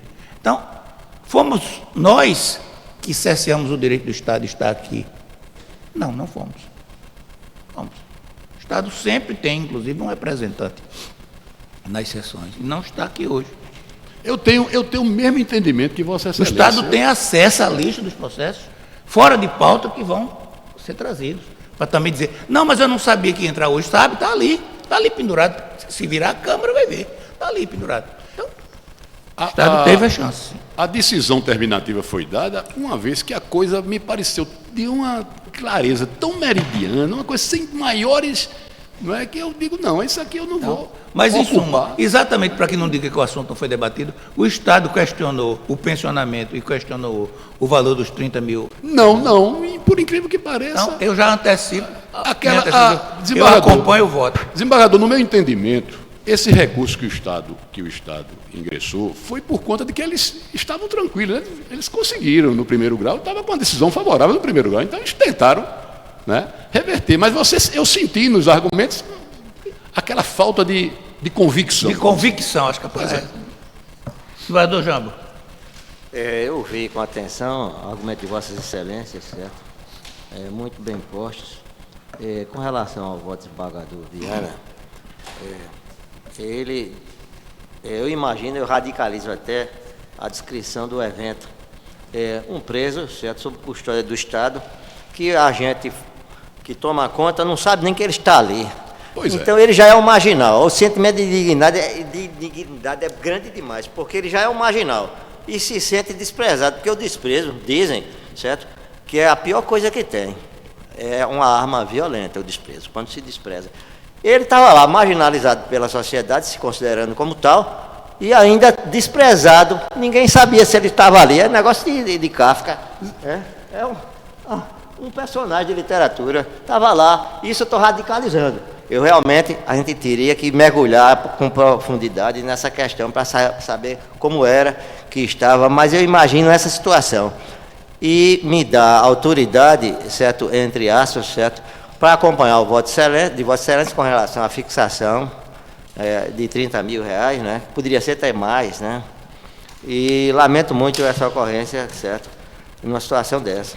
E Vossa Excelência foi muito feliz na sua observação, que realmente a acusação imputada contra o Decujo, contra a vítima, foi de receptação culposa, me parece. Eu questiono até o flagrante. Isso não foi objeto. Isso não foi objeto do processo. Mas eu acredito que, se fosse uma pessoa mais esclarecida, teria até aprofundado mais a investigação em cima, né, dessa prisão em flagrante, por receptação culposa de objetos sem procedência. Então, um negócio assim muito cruel, como o desembargador Jambo bem realçou, né?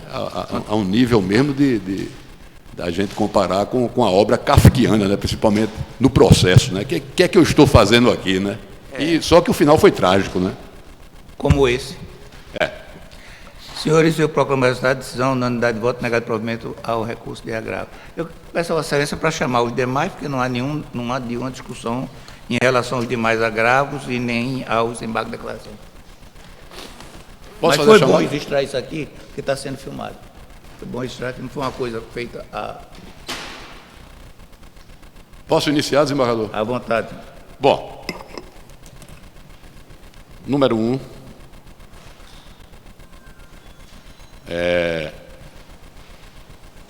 Recurso de agravo em apelação, reexame necessário, número 0360376, dígito 3. Recorrente EP, recorrido LCAJ. Ementa. Direito administrativo, recurso de agravo em apelação civil. Fornecimento de medicamento. Etravirina, AIDS, síndrome da imunodeficiência adquirida. Saúde, acesso universal e igualitário. Dever do Estado. Negativa de provimento. Reiteração, né, daqueles recursos, né, em que o menor teve acesso o medicamento foi negado, né, e foi concedida a liminar, e o Estado, cumprindo com seu dever de resignação, vem propor o presente recurso. Então, o voto é negando o provimento ao recurso de agravo. A unanimidade de voto, negado de provimento, tendo voto do relator. Próximo é o recurso de agravo no agravo de instrumento número 0367493, dígito 7. Recorrente, Estado de Pernambuco, recorrido Esdras Henrique Barbosa Silva. Emenda, processo civil, recurso de agravo, agravo de instrumento, decisão terminativa, fornecimento de aspirador portátil, nebulizador, cadeira de banho e cadeira de rodas, direitos humanos, súmula 18 TJPE, inadmissibilidade, recurso improvido. Eu gostaria de fazer uma observação aqui, porque essa questão de cadeira de roda, tal, o pleito, o interessante é o seguinte: o pleito foi direcionado ao Estado de Pernambuco, mas a questão não é uma questão de SUS. A questão é que a vítima foi vítima de violência policial do Estado. A vítima, né, ele foi vítima de violência policial. E o médico, né, que o acompanhava, indicou esses equipamentos. E o Estado negou. O Estado que causou a polícia, ele foi vítima de uma agressão brutal. Teve lesão cerebral. Né? E aí se recuperou e ficou na necessidade da utilização desses equipamentos. Foi feito o requerimento, foi negado. Ele requereu e aí eu entendi que realmente havia, né, toda a razão para se conceder o pleito. Né? Razão pela qual entendo pelo improvimento do recurso. A unanimidade de votos, improvido o recurso, tendo voto relator. Próximo, recurso de agravo na apelação, número 0337831, dígito 8. Recorrente, INSS, recorrido Josias Mendes da Silva. direito previdenciário, apelação, recurso de agravo, auxílio acidentário, existência do nexo etiológico, incapacidade laborativa parcial e definitiva do autor, agravo a que se nega provimento, rediscussão da matéria, nega-se provimento ao recurso. A unanimidade de voto, negado provimento ao recurso, termo de voto relator.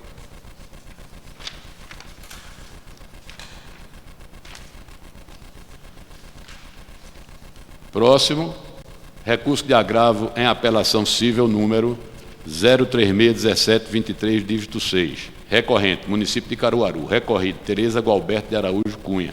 Ementa. Processo civil, direito administrativo, direito constitucional. Recurso de apelação, ação civil pública, município de Caruaru. Condenação da municipalidade ao pagamento de salário mínimo vigente a todos os servidores municipais. Liquidação de sentença por artigos. Prazo prescricional. Termo inicial. Data do trânsito em julgado da sentença, 26 de agosto de 2003. Destinatário do ato. Ciência do trânsito em julgado do acórdão em 9 de julho de 2009. Ato processual só começa a produzir efeitos quando os destinatários tomam ciência dos mesmos, pelo improvimento do recurso. É questão recorrente aqui. A unanimidade de voto, negado provimento ao recurso, termo de voto relator. Próximo é o recurso de agravo na apelação número 278578, dígito 0. Recorrente, município de Vitória de Santo Antão, e outro, recorrido, Ieda Maria de Santana.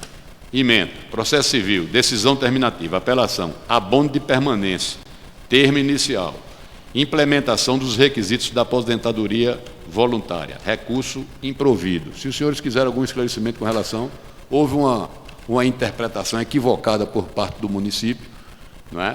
Que entendia que o abono de permanência deveria ser otorgado a partir do momento em que ela efetivamente fez o requerimento. Só que ela antes já tinha tido esse direito reconhecido pela própria administração através de parecer que instrui os autos. Então, efetivamente, entendemos que deveria ser concedido de forma retroativa desde o momento em que ela adquiriu o direito ao abono de permanência. A unanimidade de voto, negado provimento ao recurso, termo de voto relator. Próximo. Recurso de agravo em apelação número 0286365, dígito 8. Agravante Estado de Pernambuco, agravado Posto Girassol Limitado. Direito tributário ICMS, fornecimento de energia elétrica. Fato gerador que se consolida no momento em que a energia entra no estabelecimento do destinatário e nele é consumida. Incidência do ICMS sobre os quilowatts efetivamente consumidos. Superior Tribunal de Justiça. Súmula 391. Não provimento do agravo. A unanimidade de voto, negado provimento ao recurso, termo de voto relator. Próximo, recurso em agravo em apelação número 0289868, dígito 6, agravante Estado de Pernambuco, agravado CMA Petróleo Limitada. Direito tributário, ICMS, fornecimento de energia elétrica. Fato gerador que se consolida no momento em que a energia entra no estabelecimento do destinatário e nele é consumida. Incidência do ICMS sobre os quilowatts efetivamente consumidos. Superior Tribunal de Justiça, súmula 391. Não provimento do agravo. Eu também vou votar pelo não provimento, mas ressalvando minha posição pessoal contrária. Mas a matéria foi simulada e eu não tenho mais o que discutir. Decisão unanimidade de votos, negado provimento ao recurso, termo de voto relator. A minha posição é exatamente igual à sua. A gente não pode agora prolongar esse entendimento contra um assunto. Né, que criar uma ilusão. Mas eu ainda não estou convencido. Próximo, recurso de agravo em apelação número 0282341, dígito 2. Agravante, Estado de Pernambuco. Agravado. Escolas Reunidas do Capibaribe Limitado. Ementa. Direito tributário, ICMS, fornecimento de energia. Fato gerador que se consolida no momento em que a energia entra no estabelecimento destinatário e nele é consumida. Incidência do ICMS sobre os quilowatts efetivamente consumidos. Superior Tribunal de Justiça, súmula 391, não provimento do agravo. A unanimidade de voto, negado provimento ao recurso, termo de voto relator. O próximo já foi antecipado, né, que foi aquele que Vossa Excelência pediu preferência.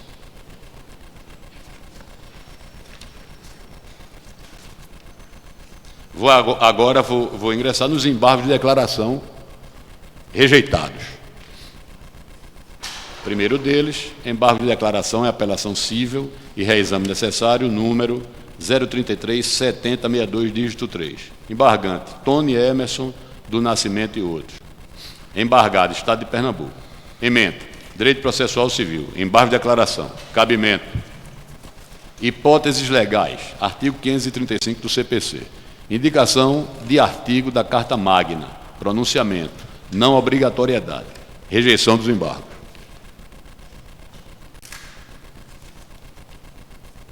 A unanimidade de votos, conhecidos e rejeitados, declaratório, termo de voto do eleitor. Próximo. Embargos de declaração em agravo de apelação, número 0328614, dígito 8. Embargante, Estado de Pernambuco. Embargado, João Leite de Carvalho. Ementa. Direito Processual Civil. Embargo de declaração no agravo em apelação cível. Alistamento de normas. Pronunciamento judicial. Não obrigatoriedade. Ausência das hipóteses dispostas no artigo 535 do CPC. Rejeição dos embargos. A unanimidade de voto, conhecidos e rejeitados, declaratório, termo de voto do relator. Próximo. Embargo de declaração em recurso de agravo em apelação número 0328099, dígito 1. Embargante, Estado de Pernambuco. Embargado, Marcos Pereira da Silva.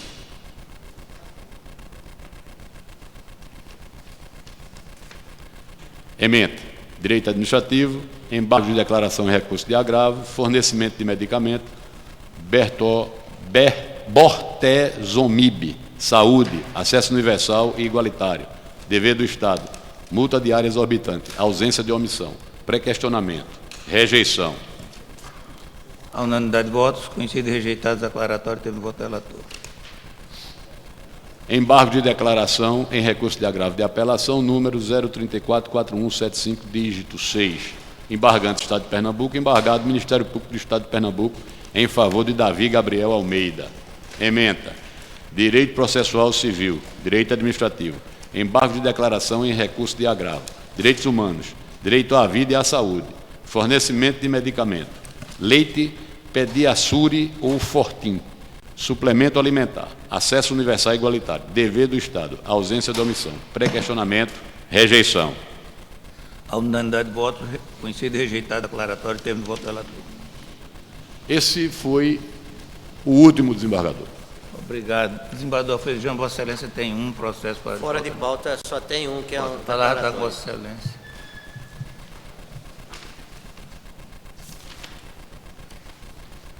Posso fazer? A palavra da Vossa Excelência. É o número 1, embargo de declaração, número 332983-7, embargante município de Jaboatão dos Guararapes e embargado Ulisses Tenório de Albuquerque, Neto e outros. É direito processual, embargo de declaração, supostas omissões, discussão do mérito, imprestabilidade e ausência das hipóteses do 535 do CPC. Rejeitado. Desembargador Biano Luiz. Voto acompanho o Também acompanho a relator. decisão unanimidade de voto, conhecido e rejeitados os aclaratórios dos termos do voto do relator. Senhores e senhora procuradora, eu indago, há algum destaque em relação aos fora de pauta da minha relatoria? Não, desembargador. Eu então faço uma fala aos, mais uma vez, por mais chato que seja, à televisão AMEP. Por que foi tão rápido ali com o desembargador Viana, com o desembargador Freire Júnior? Vai ser rápido comigo também. Por quê? São recursos de natureza integrativa. As partes, os desembargadores e o Ministério Público têm acesso à proposta de voto, à lista dos processos fora da pauta, fica ali à disposição dos advogados, procuradores do Estado, do município. Então, a caráter dele é simplesmente para fazer uma integração nos aclaratórios, o não provimento do recurso de agravo, porque foi baseado em decisões reiteradas deste ou dos tribunais superiores, e o embargo de declaração, por não encontrar nenhuma das hipóteses do 535 CPC. Então, na minha lista aqui, eu vou simplesmente chamar o nome, a taquigrafia. Tem cópia também da proposta, para a gente abreviar, que os recursos de agravo que vão de número 41 a 42, estão todos eles negado o provimento aos mesmos. Desembargador Luiz Carlos, só uma questão de dúvida. O de número 42, porque eu dei muitas sentenças referentes a uma tese que foi levantada aqui com relação ao ICMS, levando em consideração, segundo a tese, que o ICMS a seletividade seria obrigatória. Eu dei muitas decisões. Então, Vossa Excelência sempre coloca as varas, mas aqui não colocou. Como eu dei muitas sentenças, só queria tirar a dúvida para saber se não foi minha. Esse processo é o 42, e a chamada deles fica suspensa para a gente confirmar, que pode ter sido Inclusive, esse mesmo advogado, desembargador. Eu estou com essa dificuldade. Com relação a Vossa Excelência, eu não tenho muito problema, não, que Vossa Excelência tem, quando é uma sentença da 7ª vara, Vossa Excelência tem... Mas, doutor Jamba, eu estou com medo de que já ter votado num bocado de sentença minha. Porque quando eu me lembro, hoje mesmo tinha uma. Preste atenção. Hoje tinha uma e eu me lembrei que tinha sido minha. Mas às claro, vezes você não lembra, né? Então, seguro morreu de velho. Eu acho que não foi. Mas é melhor dar uma olhada. Esse 42, você está com o número dele. Então fica de 1 a 41, tá certo? Eu não vou chamar nome de parte. Presidente, em relação aos embargos de declaração, são 9, todos eles conhecidos e rejeitados no termo de voto do relator. E vou chamar agora com mais detalhe esse recurso de agravo, que foi interposto por ambas as partes, qual a minha proposta de acolhimento parcial. Esse aí eu vou chamar com mais detalhe. É o recurso de agravo em apelação civil 35.6841.6, vem da 4ª de Fazenda, os recorrentes Altamir Virgílio da Silva e outros, e também recorrente do Estado de Pernambuco, tendo que a advogada dos particulares foi Marta Maria Barreto Vieira Guimarães, e a procuradora do Estado foi Maria Cláudia Junqueira. E também, portanto, como foi duplo recurso, a posição processual, os recorrentes são também recorridos, né? Com as mesmas procuradoras, a mesma advogada da minha relatoria. Tentar abreviar a hipótese. Tratando de incorporação de gratificação de localidade especial. E, com isso, a proposta de estabilidade financeira. Autor que já preencheu o requisito da Lei Complementar 1696. E eu nego provimento ao recurso de ambas as partes. A unanimidade de voto negado provimento a ambos os recursos, os termos do voto do relator. Achou o processo? 42. Confirma. Seguro morreu de velho. Desembargador Viana, realmente eu tenho alertado lá o gabinete com relação a isso, certo? Mas a gente alerta tanto que se torna chato, né? Mas como o seguro morreu de velho, como diz o presidente, é bom sempre verificar. A sentença foi do doutor Erivaldo José Palmeira. Viu, para garantia, desembargador Viana Ulisses, a sentença foi do doutor Edivaldo José Palmeira. Tá certo. Então, inclui-se na 42, negando provimento ao recurso, tá certo? E vamos ver aqui da pauta agora o que é que falta julgar e tem condições de julgamento.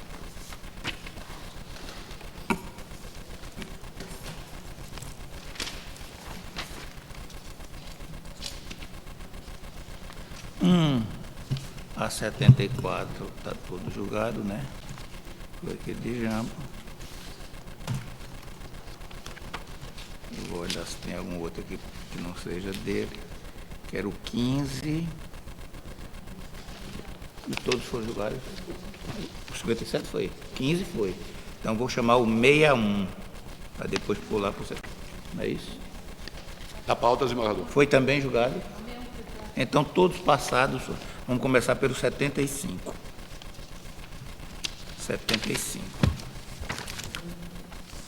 Patrasmente, na pauta não tem nada pendente. Tá certo? Vamos começar pelo 75. É da relatoria do desembargador Jambo. É o apelo e reexame 29 50.57.0. Está aqui desde janeiro de 2013, vem da 2ª Vara Civil de Vitória de Santo Antão. O autor é Vitória Prévio, Instituto de Previdência de Servidores Municipais de Vitória de Santo Antão.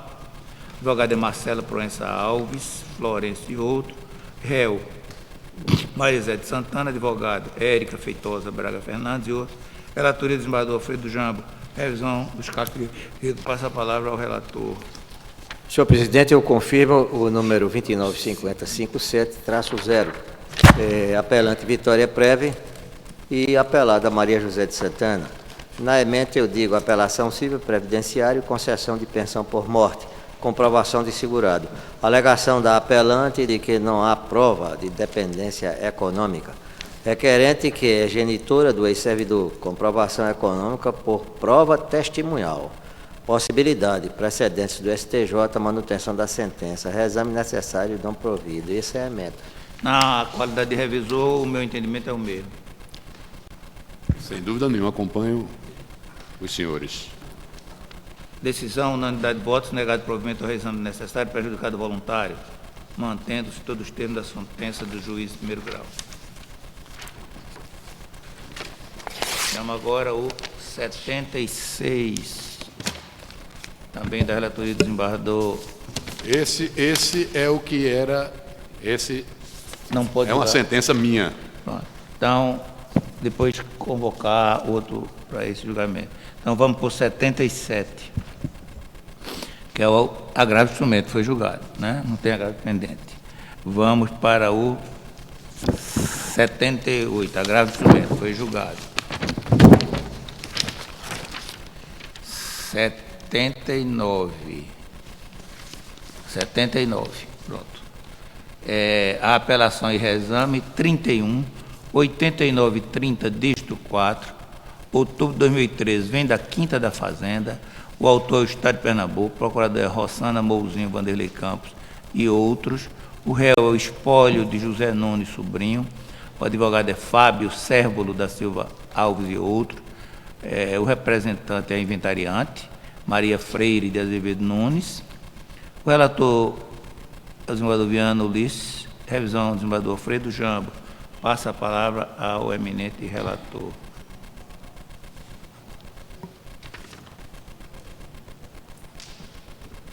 Ementa. Direito tributário, processual civil, ação de repetição de indébito, imposto de renda, ex-servidor, isenção, moléstia grave, prova pericial oficial dispensável, livre convencimento, apelação. Apelação improvida. Eu vou fazer um resumo aqui, um breve resumo dessa questão, porque tenho sido muito rígido com relação a essa questão de isenção, até mesmo em obediência ao que dispõe o Código Tributário no artigo 111, que dispõe que a interpretação ela tem que ser o bastante restrita possível, por se tratar de dispensa de pagamento de tributo. Mas o caso aqui é interessante porque o cidadão, o apelado, ele foi aposentado com laudo, né, com laudo do próprio Estado. Do próprio Estado. Né, um laudo psiquiátrico que atestou, né, e essa doença está lá na lista, né, das isenções. Então, como se submeter novamente para quê? Para uma outra perícia médica oficial, quando ele já teve o próprio Estado aposentado, seria um contrassenso. De forma que eu entendi que a sentença, muito bem lançada, me parece que foi do doutor Edivaldo Palmeira, né, realmente ela é irreprochável, irreparável. De forma que eu entendo pelo improvimento do apelo. Obrigado. Ouço o eminente revisor. Eu digo que Vossa Excelência é muito ponderado, cuidadoso, nada de exigente, etc. Eu acompanho. A unanimidade de votos, negado o provimento ao reexame necessário, prejudicado o apelo particular nos termos do voto do relator. Vou chamar agora avançando aqui, acho que vai para 82. É isso. É o 28.15.56.9, que se trata de uma apelação e reexame. 82. O que está aqui desde 2012 vem da primeira vara de fazenda de Jaboatão dos Guararapes, o autor é o município de Jaboatão dos Guararapes, o advogado é Bernardo Matos de Figueiredo, são réus Linalva Barbosa Ferreira e diversos outros, mas todos com o mesmo advogado, Mariana Maria Campelo Araújo, relatoria do desembargador Alfredo Jambo. Revisão, Oscar Figueiredo. Passa a palavra ao relator.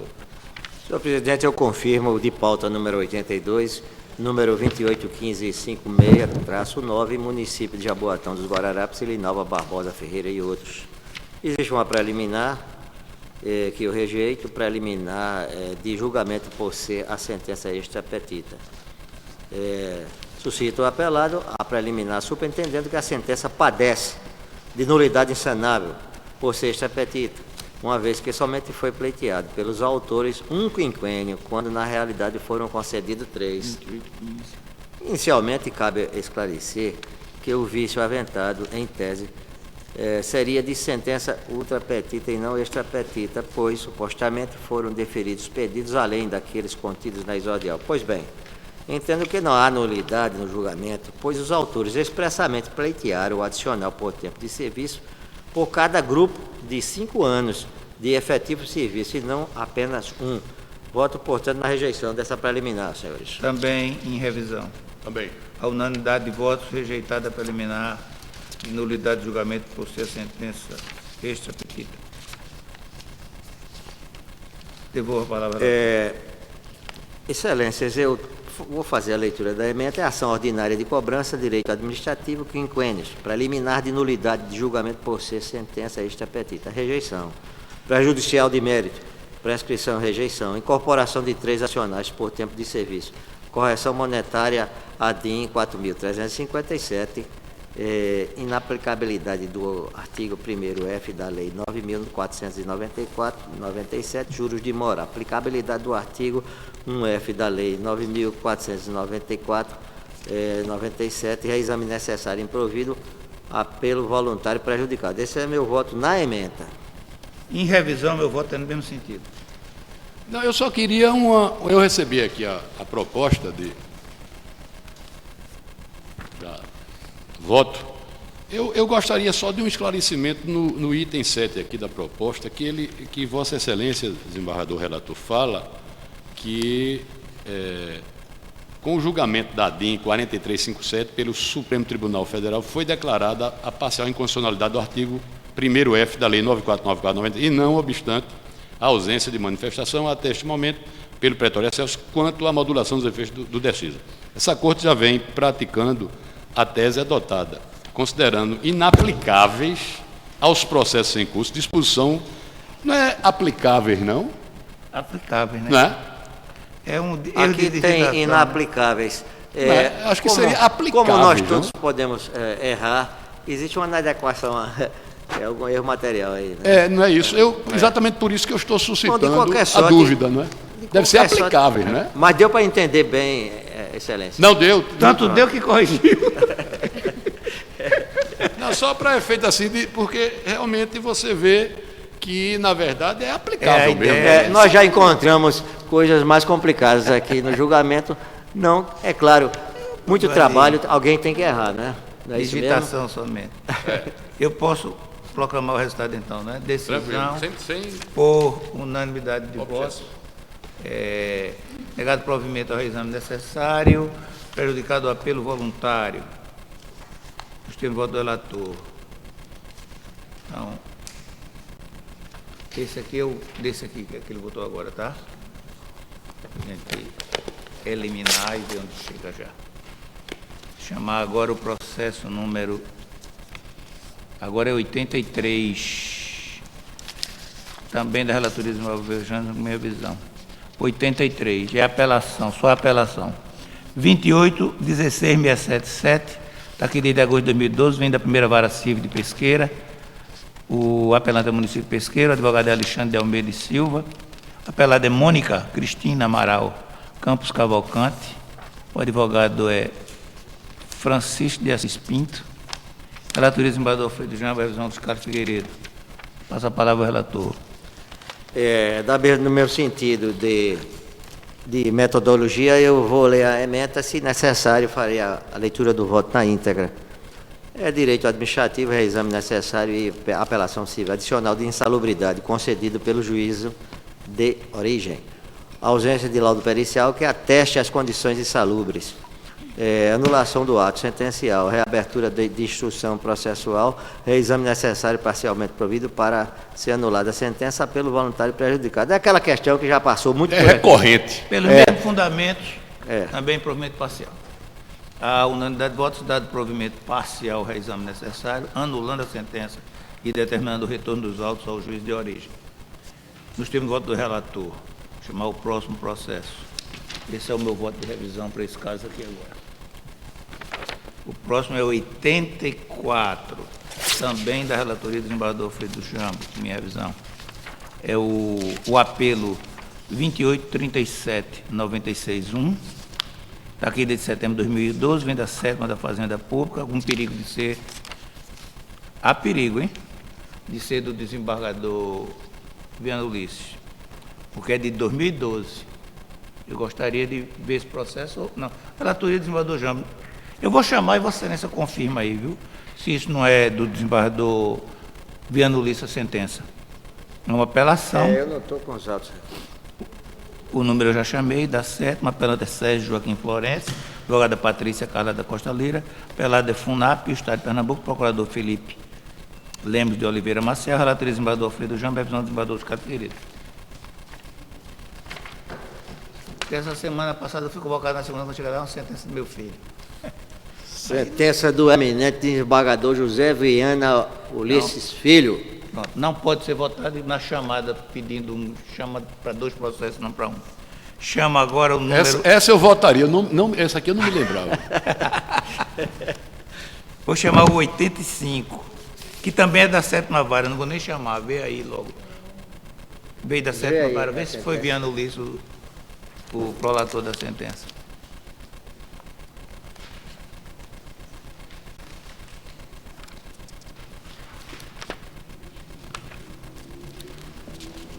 Foi julgado.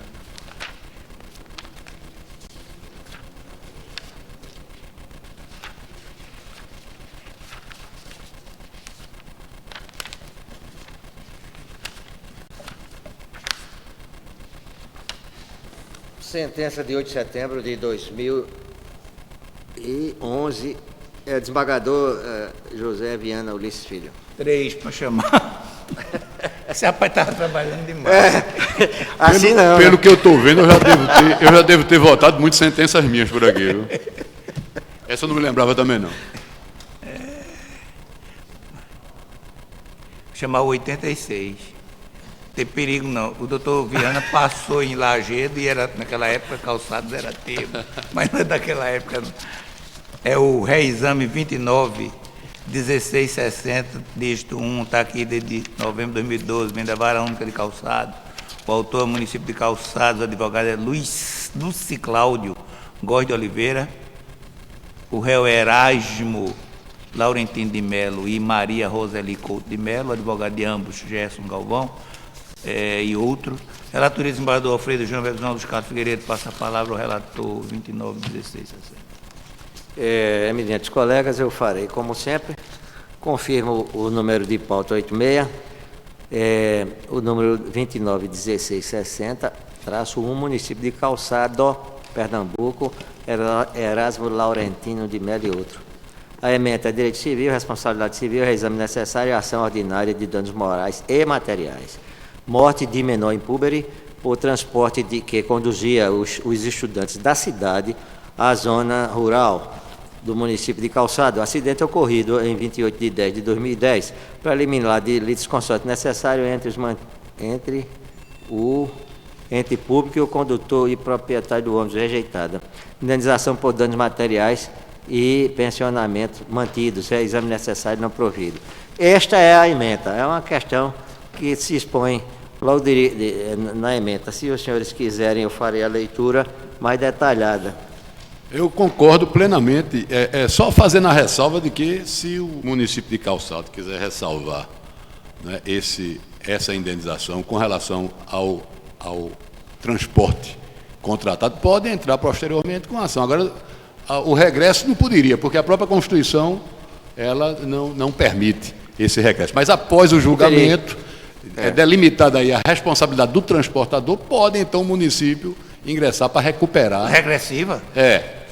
com essa regressiva para recuperar o quanto que está sendo Meu condenado. entendimento como Concordo revisor, plenamente com Vossa Excelência. e proclama o resultado. A unanimidade de votos, rejeitada pela eliminar de litis consórcio necessário e, no mérito, pela não provimento do reexame necessário nos termos do voto do relator.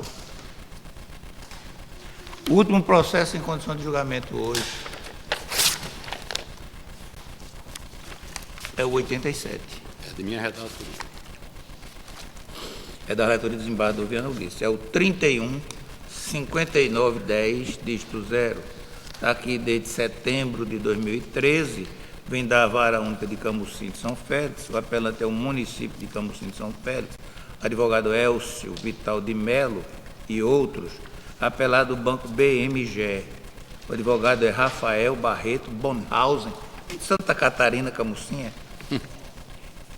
Relatoria do desembargador Viana Ulisses.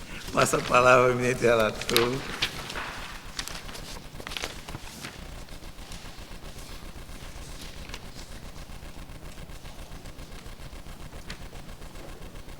Desembargador, para confirmar, é o 31.5910, dígito 0, De Camusim. município de Camusim Exatamente. versus Banco BGM. BGM, isso. Ementa, direito tributário, apelação, execução fiscal, cobrança de ISS incidente sobre operações de leasing envolvendo veículos emplacados no município exequente. Ausência de estabelecimento da instituição financeira executada no território do município exequente.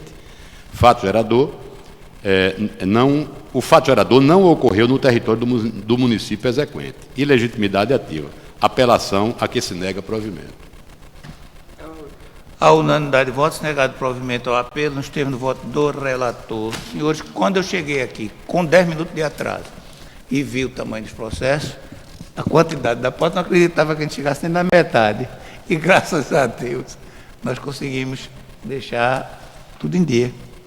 Estaremos mais tranquilos para o trabalho, que são 11, ainda são 11h30, para os trabalhos da próxima semana. Agradeço a presença de todos, agradeço a Deus pela oportunidade que nos propiciou de prestarmos justiça ao povo de Pernambuco, para declarar encerrada a sessão da Câmara e para declarar encerrada a transmissão da TV AMEP, eu transfiro a palavra ao desembargador Viana Ulisses, que é ou foi, pelo menos, dirigente daquela instituição.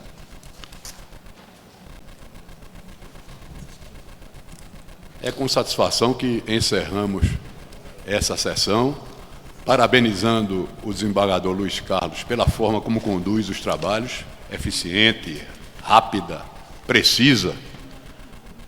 Agradecer a presença da nossa grande procuradora, Ana Queiroz, sempre pessoa muito atenta, participativa e que, de quando em vez, tem abrilhantado aqui as nossas sessões com a sua presença.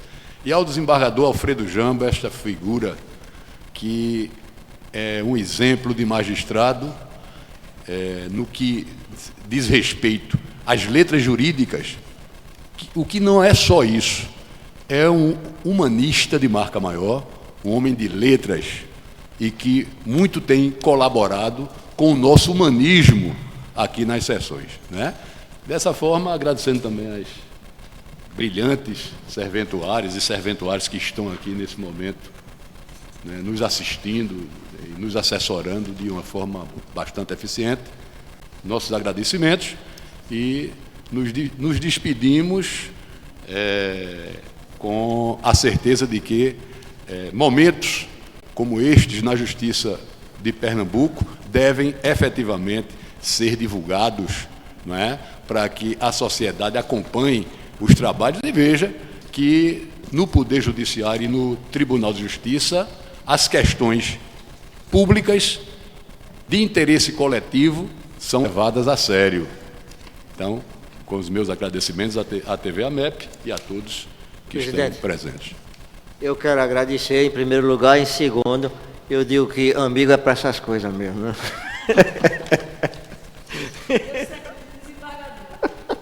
Encerrada a transmissão e a sessão. Obrigado.